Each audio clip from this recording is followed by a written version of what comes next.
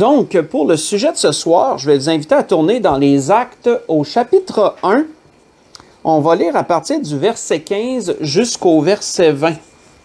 Dans les Actes au chapitre 1.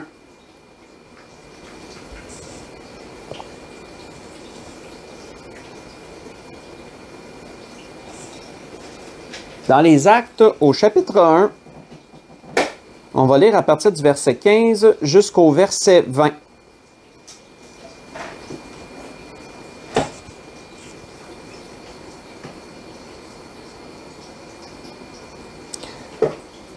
On voit qu'il est dit, en ces jours-là, Pierre se leva au milieu des frères, le nombre des personnes réunies étant d'environ 120.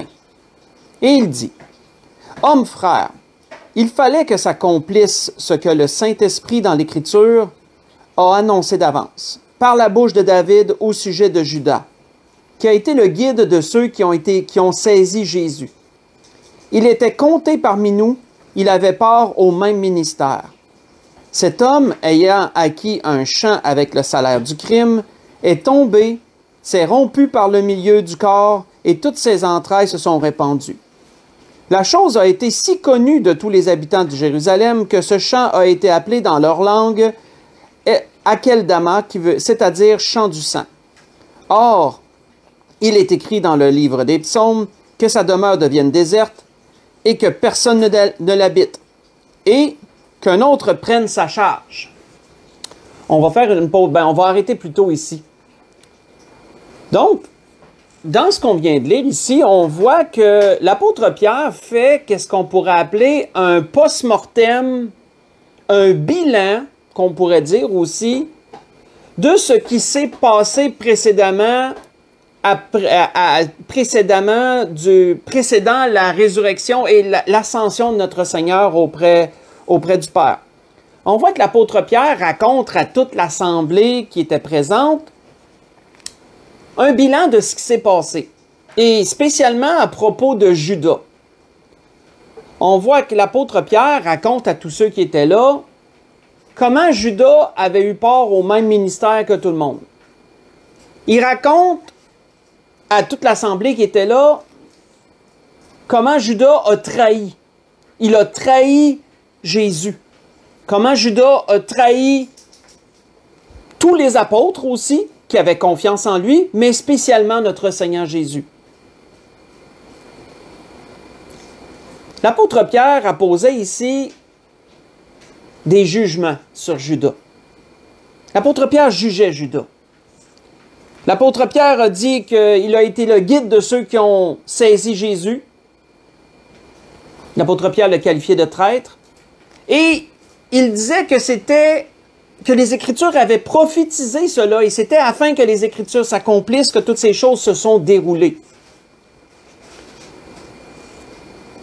L'Esprit veut nous parler ce soir, frères et sœurs, de jugement, et on va voir tout ce que l'Esprit veut nous exposer sur cela. Mais premièrement, l'Esprit nous a introduit ce sujet ce soir à travers des constats que Pierre a fait, parce que ce sont des constats. C'est pour ça que j'appelais ça un post-mortem ou un bilan. Après qu'un événement s'est déroulé, parfois on peut faire une rétrospective de ce qui s'est passé en constatant des choses. Et c'est ce que Pierre faisait. C'est ce que Pierre avait fait à propos de Judas, qui avait été un acteur principal dans les souffrances de notre Seigneur et sa crucifixion et tout. Et un point sur lequel Pierre s'est arrêté, qu'il a mentionné, et l'Esprit veut qu'on commence là ce soir, cette pensée, on va commencer cette pensée-là. Pierre dit qu'il avait part au même ministère que nous. C'est important ça. Il avait part au même ministère que nous. Qu'est-ce que Pierre voulait dire par là?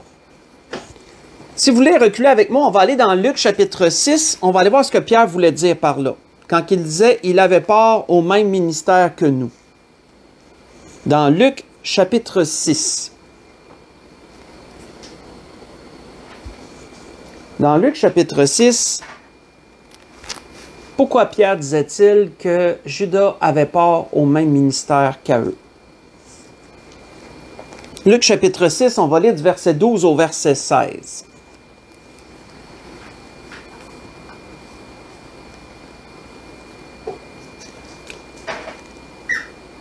On voit qu'il nous y est dit à cet endroit qu'en ce temps-là, Jésus se rendit sur la montagne pour prier.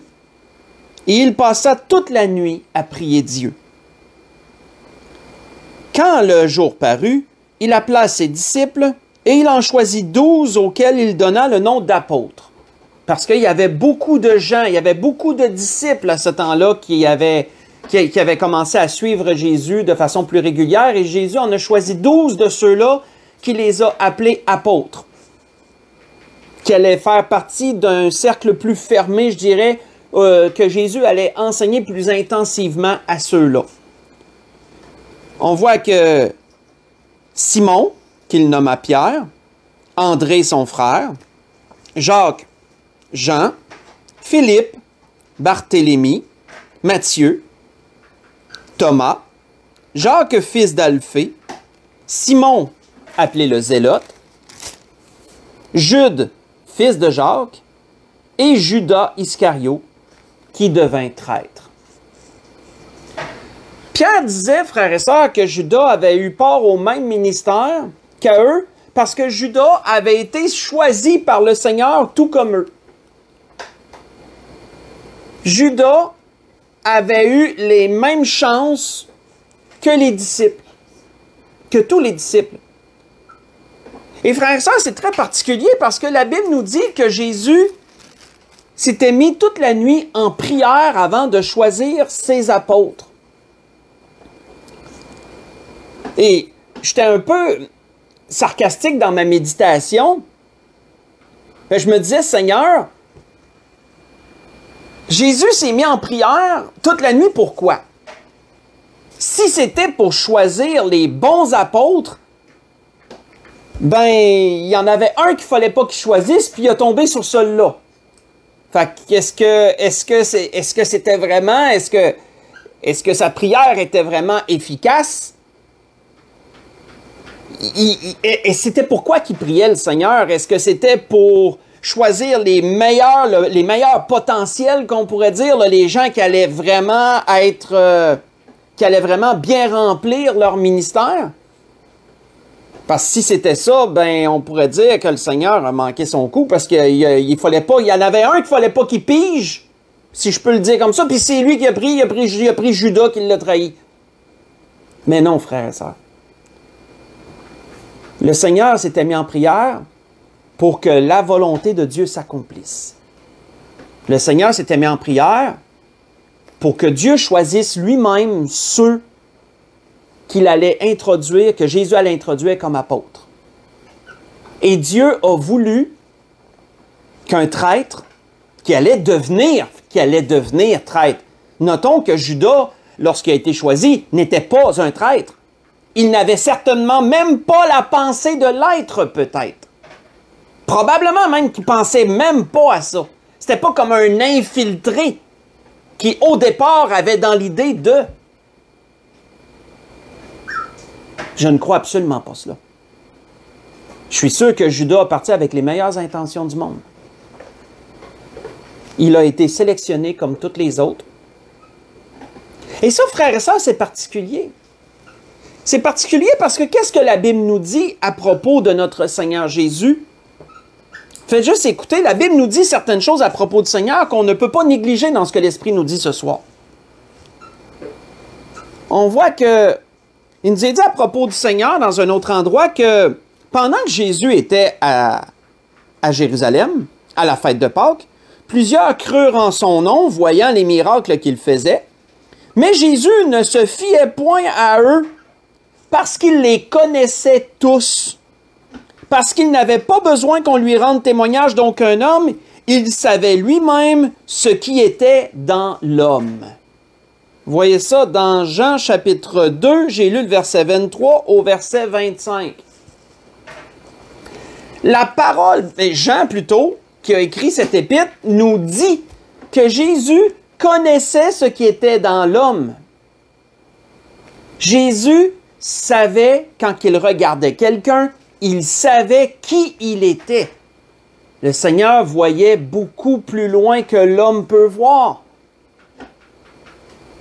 Le Seigneur voyait dans l'homme. On voit que dans un autre endroit, il nous est dit ceci toujours à propos de Jésus, et c'est une autre chose qu'on ne peut pas négliger. Il est dit,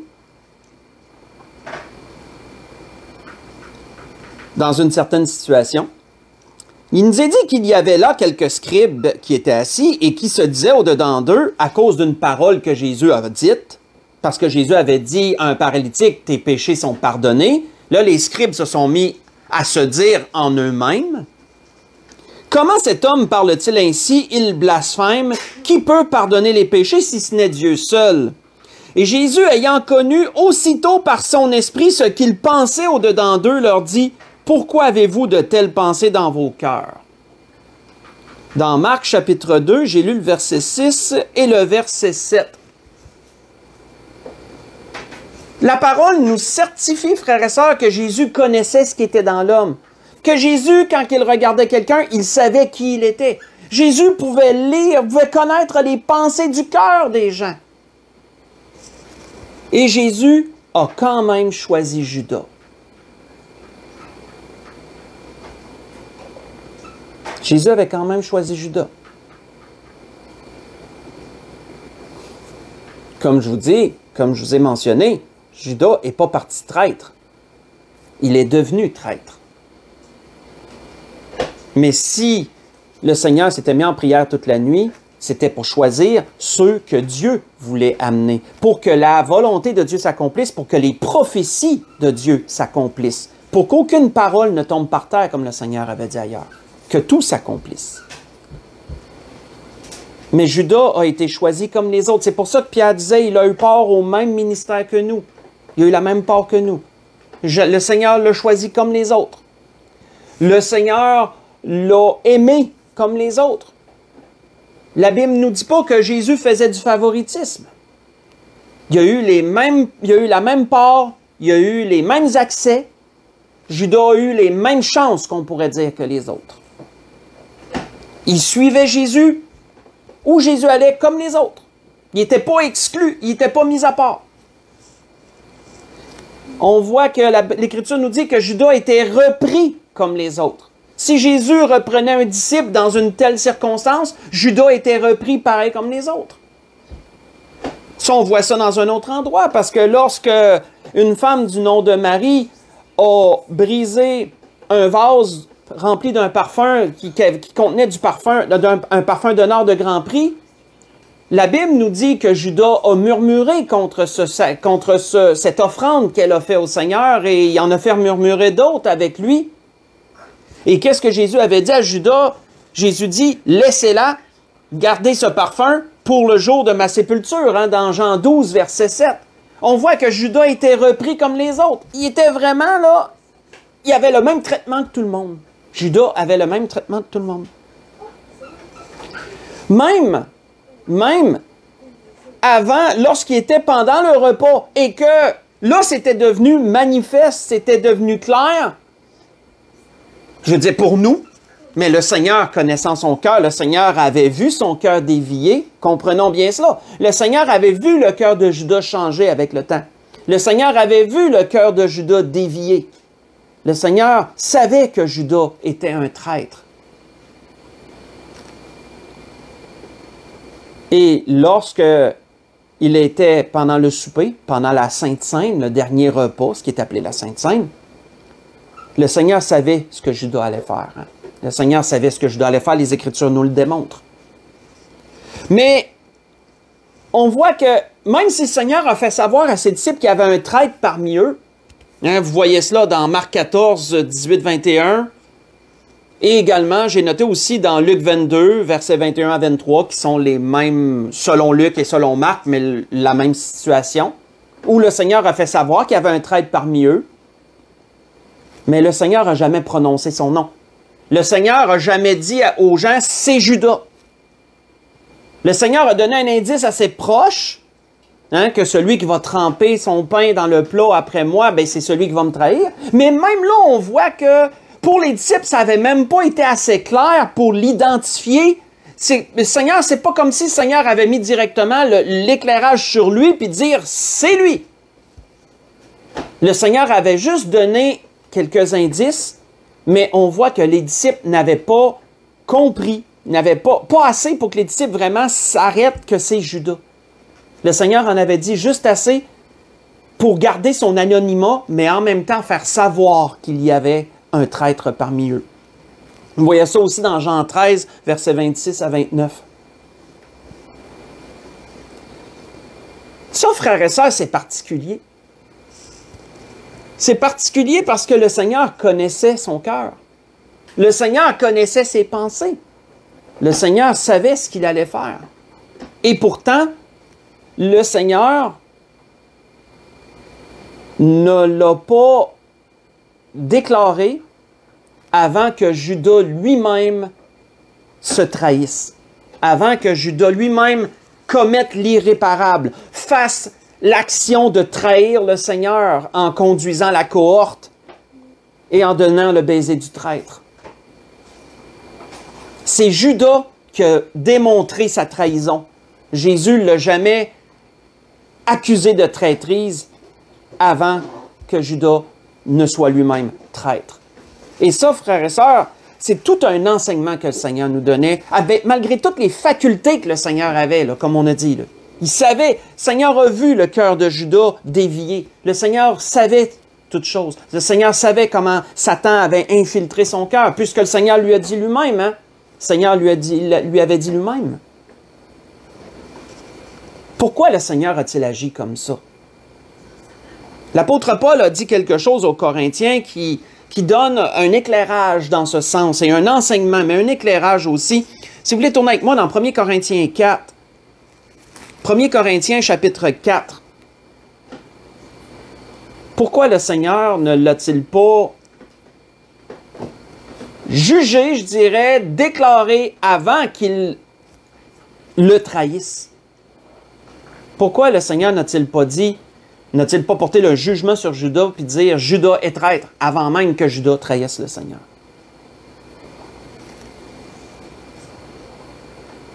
L'apôtre Paul disait aux Corinthiens quelque chose qui nous donne un éclairage sur ce point. On voit que dans 1 Corinthiens 4, si on lit à partir du verset 3 jusqu'au verset 5, on voit qu'il est dit, l'apôtre Paul disait aux Corinthiens, « Pour moi, il m'importe fort peu d'être jugé par vous ou par un tribunal humain. Je ne me juge pas non plus moi-même, car je ne me sens coupable de rien. Mais ce n'est pas pour cela que je suis justifié. Celui qui me juge, c'est le Seigneur. C'est pourquoi ne jugez de rien. » Et là vient un enseignement. C'est pourquoi ne jugez de rien avant le temps, jusqu'à ce que vienne le Seigneur, qui mettra en lumière ce qui est caché dans les ténèbres et qui manifestera les desseins des cœurs. Alors chacun recevra de Dieu la louange qui lui sera due. C'est quoi, frères et sœurs, le bon temps pour juger quelqu'un? Si on regarde, si on comprend ce que l'apôtre Paul disait, quel est le temps de juger? Quel est le bon temps? Parce que l'apôtre Paul disait, ne jugez de rien avant le temps. Bien, ce que l'apôtre Paul voulait dire quand on comprend tout ce qu'on a lu, c'est que le temps de juger, c'est lorsque l'action est claire, elle est commise, elle est clairement commise. Le temps de juger, c'est lorsque ce qui était caché est dévoilé à la lumière et qu'il n'y a plus de confusion. C'est vraiment clairement ça. Si quelqu'un commet une action, il l'a fait. Après que son action est commise, c'est là qu'on peut juger de son action. Tant que quelqu'un ne vole pas, à quoi servirait-il de le traiter de voleur? Mais s'il commet un vol, le jugement de cet homme est juste, il est un voleur parce qu'il a volé. Je donne l'exemple. C'est ce que l'apôtre Paul voulait dire. Avant que vienne le temps, C'est autrement dit, avant que les actions, les choses qui étaient cachées, ne soient mises en lumière. C'est pour ça que l'apôtre Paul disait ensuite que le Seigneur, jusqu'à ce que vienne le Seigneur, qui mettra en lumière ce qui est caché dans les ténèbres. Parce que ça, c'est une chose que le Seigneur avait certifiée dans un autre endroit. Le Seigneur avait certifié ceci. C'est qu'il n'y a rien de caché qui ne doive être découvert, ni rien de secret qui ne doive être connu. C'est pourquoi ce que vous aurez dit dans les ténèbres sera entendu dans la lumière, et ce que vous aurez dit à l'oreille dans les chambres sera proclamé sur les toits, disait le Seigneur dans Luc chapitre 12, versets 2 et 3. Oui, il va venir un jour où on aura tous à comparaître devant le Seigneur et où les actions cachées seront mises en lumière, oui. Et où le jugement du Seigneur sera un jugement juste parce que tout sera mis en lumière. Mais ici-bas, frères et sœurs, quel est le temps pour juger? C'est lorsque les actions ont été commises, lorsque les choses ont été manifestées. Ce qui était caché a été mis en lumière et c'est là, comme la parole nous dit, que c'est le temps de juger. Comment le Seigneur appliquait-il ce principe-là? Parce que le Seigneur l'a appliqué envers Judas. C'est l'exemple qu'on a vu. Tant que Judas n'a pas trahi le Seigneur, Jésus ne l'a jamais traité de traître. Il aurait pu le faire, il le savait. Judas a trahi et tous ont pu voir sa trahison. Et ce qu'on a là en introduction, quand Pierre a dit qu'il avait part au même ministère, mais qu'il a été celui qui a conduit la cohorte, il a été un traître, bien parce que c'était fait, ça s'était fait. Judas avait trahi, il était un traître, ça s'était passé. L'action, elle était dévoilée, elle était manifeste. Le jugement était juste. Il était juste. Même le Seigneur, malgré les facultés qu'il avait, le Seigneur, malgré ses capacités surhumaines, il appliquait quand même ce principe, le Seigneur. Et ça, c'est surprenant venant du Seigneur. Dans le sens, c'est surprenant venant d'un être qui était capable de faire, qui était capable de tout savoir, qui savait toutes choses, qui aurait pu, avec justice, juger de bien les gens avant même qu'ils fassent quelque chose. Mais le Seigneur appliquait quand même le principe que l'Esprit nous dit ce soir. Comment cela? Si on tourne ensemble dans Jean 5, voyons ce qu'il nous y est dit. Ça nous est mentionné. Et c'est Jésus lui-même, en plus de ça, qui nous le dit. C'est Jésus qui nous le dit. Dans Jean chapitre 5, si on lit le verset 26 au verset 30, Jésus en parle. Lorsque Jésus parlait avec des Juifs à propos de sa personne, de ce qu'il est, on voit qu'il leur a dit « Car comme le Père », Jean chapitre 5, partir du verset 26, il disait « Car comme le Père a la vie en lui-même, ainsi il a donné au Fils d'avoir la vie en lui-même. Il lui a donné le pouvoir de juger parce qu'il est Fils de l'homme. » Le Seigneur avait le pouvoir de juger, frères et sœurs. Qu'est-ce que le Seigneur dit par la suite? « Ne vous étonnez pas de cela. L'heure vient où tous ceux qui sont dans les sépulcres entendront sa voix, ils en sortiront.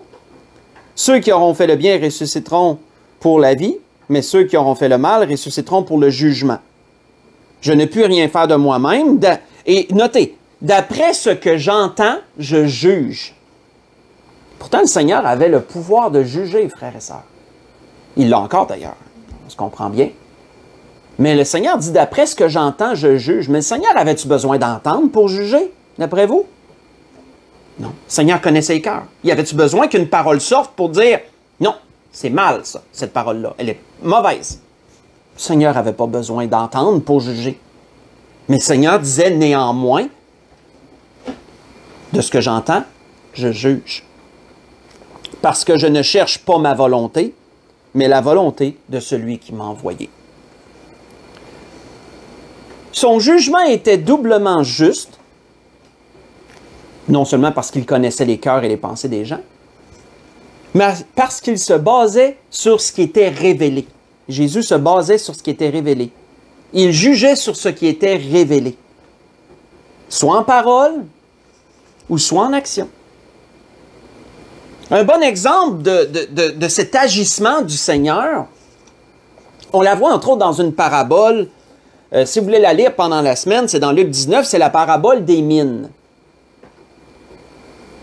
Mais qu'est-ce que le Seigneur disait à propos du méchant serviteur dans la parabole, là? Celui qui avait reçu une mine, mais qui avait enterré sa mine, puis ensuite il était venu redonner au maître ce qu'il avait reçu, et qui lui avait dit qu'il avait peur et tout, et qu'il avait eu peur de lui, puis que c'est pour ça qu'il n'avait rien fait.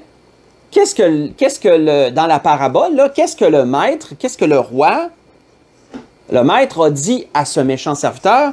Il a dit, « Je te juge sur tes paroles, méchant serviteur. » Dans Luc 19, verset 22. « Je te juge sur tes paroles. » Même dans la parabole, le Seigneur appliquait ce principe, même à travers d'une parabole.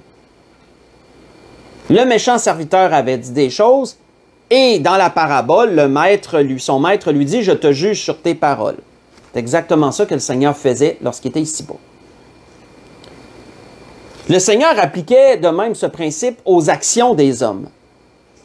Parce que si vous voulez lire pendant la semaine encore dans Matthieu 23, versets 13 à 26, quand le Seigneur disait aux scribes et aux pharisiens et qu'il les traitait d'hypocrites pour telle raison, il les traitait d'hypocrites pour telle raison, il les traitait d'hypocrites pour telle raison, et le Seigneur en a donné beaucoup de raisons dans Matthieu 23, dans les versets que je vous ai mentionnés, mais c'était parce que leurs actions démontraient concrètement leur hypocrisie. Il était manifeste qu'ils étaient hypocrites à travers leurs actions. Qu'est-ce que le Seigneur nous démontrait à travers cela, frères et sœurs, c'est que, aux yeux de Dieu, il est nécessaire pour les hommes que les actions soient commises pour qu'ils soient jugés d'une telle façon. Autrement, nous pourrions juger d'une façon inique, qui veut dire contraire à la justice. Le Seigneur, qui avait tout pouvoir de juger et qui connaissait les cœurs et les pensées, a appliqué ce principe parce qu'il nous a laissé un exemple. Le Seigneur a été un modèle en toutes choses, même dans ça. Même dans ça, le Seigneur nous a montré comment on doit porter des jugements. Lorsque les actions sont manifestes et que ce qui est caché est mis en lumière, c'est là qu'on juge et notre jugement sera juste. Il sera conforme à la justice de Dieu, on pourrait dire. On voit d'ailleurs que ça avait été prophétisé que le Seigneur agirait de cette façon-là. Quand on s'arrête à tout ce qui est dit, ça avait été prophétisé d'avance que Jésus serait ce genre de juge-là. Faites juste écouter, on voit que le prophète Ésaïe avait dit à propos de Jésus, « Puis un rameau sortira d'Ésaïe, et un rejeton naîtra de ses racines, l'Esprit de l'Éternel reposera sur lui, esprit de sagesse et d'intelligence, esprit de conseil et de force, esprit de connaissance et de crainte de l'Éternel. Il respirera la crainte de l'Éternel, et notez, il ne jugera point sur l'apparence, il ne prononcera point sur un oui-dire. » Il ne jugera pas selon l'apparence, il ne prononcera point sur un oui-dire. Je vous ai lu dans Ésaïe chapitre 11, versets 1 à 3. Il avait été prophétisé que Jésus jugerait d'après ce qu'il entendrait, d'après ce qu'il verrait, quoi qu'il avait le pouvoir de juger. Ça, c'est tout un exemple, ça. Mais que disait Jacques, lui, à propos du jugement des hommes? Que disait Jacques sur ça? Tournons dans Jacques chapitre 4. Continuons notre étude, je dirais, de ce sujet ce soir. Que disait Jacques, lui, dans Jacques chapitre 4 sur cela? Dans Jacques chapitre 4, on va lire le verset 11 et le verset 12.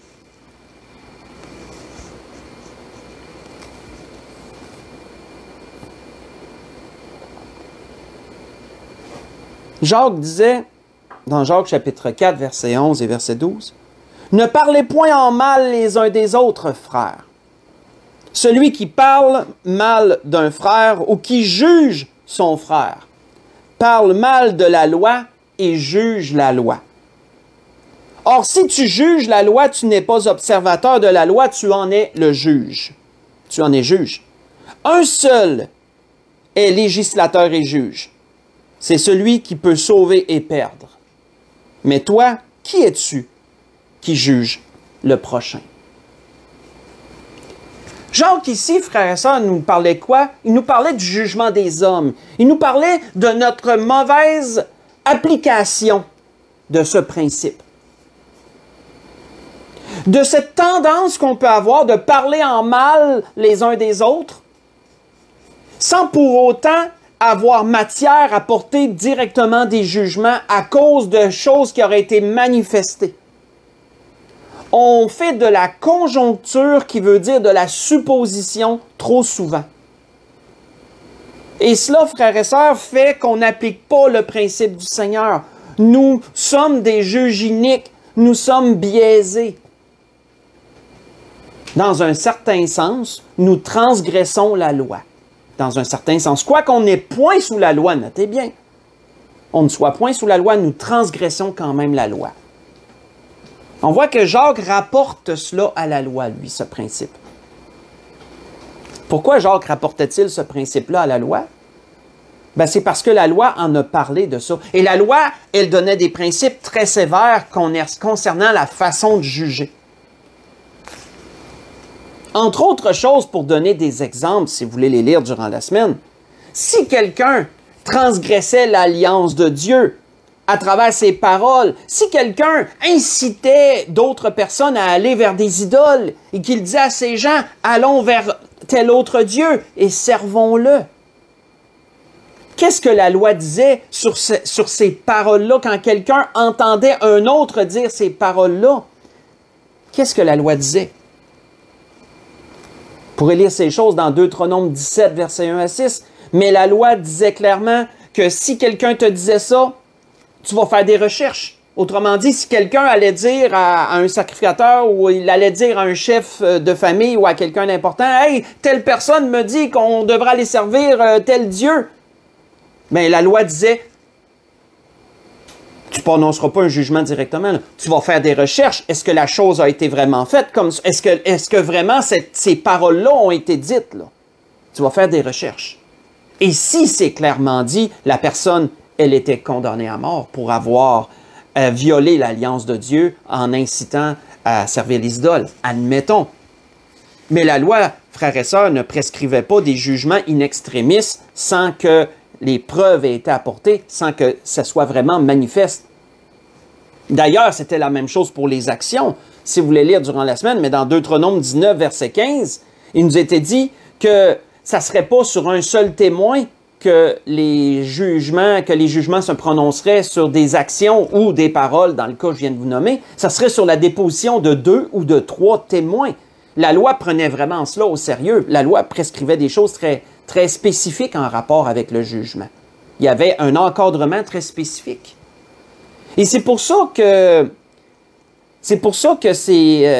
Jacques rapportait les jugements qu'on peut prononcer à la loi. C'est parce que la loi, elle encadrait cela pour que les jugements qui venaient des hommes soient les plus justes possibles.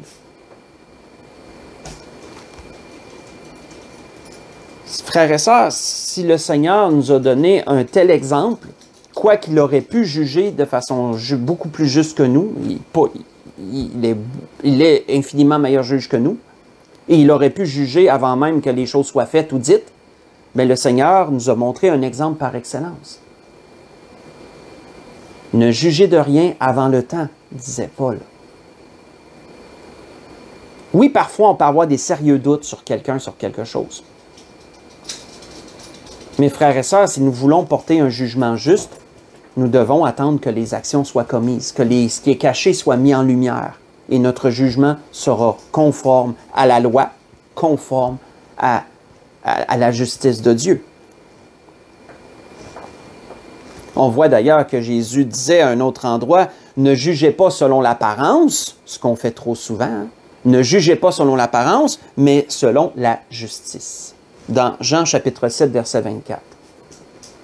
Selon la justice, c'est lorsque les choses sont mises en lumière, c'est lorsque les choses sont manifestes. Et le meilleur exemple, c'est Judas. Le meilleur exemple, c'est Judas. Quand on regarde les choses, comment ça s'est déroulé, c'est le meilleur exemple.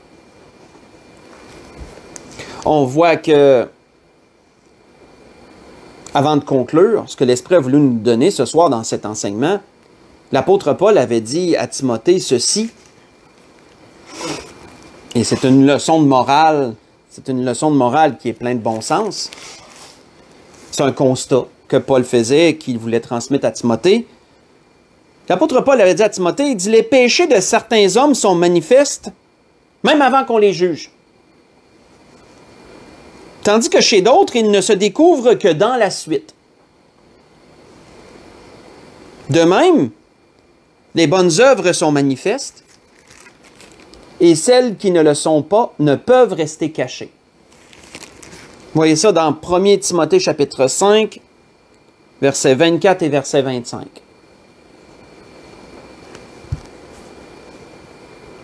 Ainsi donc, frères et sœurs, le bon temps de juger, comme Paul l'a commandé, comme Jésus l'a démontré, c'est lorsque il est clair qu'un péché est clairement démontré. C'est pour ça qu'il a été dit que les péchés de certains hommes sont manifestes avant qu'on les juge. Il a été démontré, il y a des actions qui ont été portées, il y a des paroles qui ont été dites qui peuvent apporter, qui peuvent être passibles d'un jugement juste, parce que les choses sont manifestes. Et tandis que chez d'autres, ça se découvre dans la suite. Bien, pour ces autres-là, il faut que le jugement soit fait dans la suite lorsque les choses se manifestent. Si nous voulons agir selon Dieu. Parce que, frères et sœurs, nous sommes des juges biaisés. Si on se fie seulement à notre chair, si on se fie à notre ressenti, si on se fie aux apparences, on est biaisé. On est biaisé pourquoi? Parce qu'on est pécheurs. On est pécheurs. Nous portons en nous le péché. Nous avons comment je pourrais dire, j'ai pas le mot exact, j'ai pas le bon mot. Mais on va simplement dire ça de même, nous portons en nous le péché, nous sommes pécheurs. Et donc, cela ne peut pas faire de nous des gens qui sont capables de juger avec justice si on n'applique pas les standards de Dieu. Dieu nous a montré un exemple à travers Jésus-Christ. Dieu nous a donné des standards pour que si nous appliquons cela, nous allons, malgré notre nature pécheresse, nous allons être justes dans nos jugements. Et c'est important parce que le but, c'est de ne pas pécher contre Dieu. Le but, c'est de vivre pieusement. Le but, c'est de vivre purement. Le but, c'est d'agir à la façon, c'est d'agir à la stature de Christ. C'est d'agir comme Christ a agi. C'est d'accomplir la volonté de Dieu, somme toute. Et c'était ce que l'Esprit voulait nous rappeler ce soir à travers ce sujet qui est le jugement. Et on a fait tout un cheminement dans ce sens. Et pour conclure, ce que l'Esprit a voulu nous dire ce soir, on va aller voir ce que Pierre avait dit dans 1 Pierre chapitre 2. On va conclure là. 1 Pierre chapitre 2. Vous savez, Pierre, si on revient à l'introduction brièvement, pendant que vous tournez dans 1 Pierre chapitre 2, ce que Pierre a fait en introduction, lorsqu'on a lu, lorsqu'il s'est adressé aux 120 personnes qui étaient présentes et qu'il leur a fait un post-mortem des événements, on voit que Pierre n'a pas jugé Judas de façon unique. Non. C'était vraiment... Pierre a démontré aux gens que c'est ce qu'il a fait. Son jugement était juste. Parce que Judas avait effectivement fait ces choses. Qu'est-ce que Pierre nous disait à propos de Jésus ici? Dans 1 Pierre chapitre 2, si on lit à partir du verset 21 jusqu'au verset 21, verset 22, verset 21, verset 23, excusez-moi. Il nous est dit, et c'est à cela que vous avez été appelés, parce que Christ a souffert pour vous, vous laissant un exemple, afin que vous suiviez ses traces. Lui qui n'a point commis de péché, et dans la bouche duquel ne s'est point trouvé de fraude, lui qui injurié ne rendait point d'injure, maltraité ne faisait point de menaces, mais il s'en remettait à celui qui juge justement. Et on peut lire le restant parce que c'est trop beau, on ne va pas l'occulter. Lui qui a porté lui-même nos péchés en son corps sur le bois, la croix, afin que, mort au péché, nous vivions pour la justice. Lui, par les meurtrissures duquel vous avez été guéris, car vous étiez comme des brebis errantes, mais maintenant vous êtes retournés vers le berger et le gardien de vos âmes. C'était ce que l'Esprit voulait nous dire ce soir, frères et sœurs, à propos de ce sujet qu'est le jugement. Un sujet que malheureusement nous maîtrisons bien mal. Parce que oui, nous avons cette fâcheuse tendance de parler en mal les uns des autres. Nous avons cette fâcheuse tendance de juger selon les apparences et non selon la justice. L'Esprit nous a montré ce soir, nous a rappelé ce soir comment juger selon la justice.